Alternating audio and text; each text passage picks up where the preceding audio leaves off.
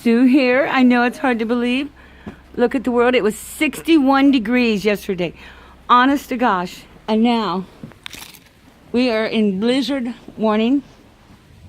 We had about 6 inches dumped on us. And it's not getting any better, so I made a deal. If he does the walks, I'll go down and sit in the cars while they warm up and get a little warm. Wind chill's about 8. Temperature was 11. But that was a couple of miles to the south of us. So it's actually, hear the wind?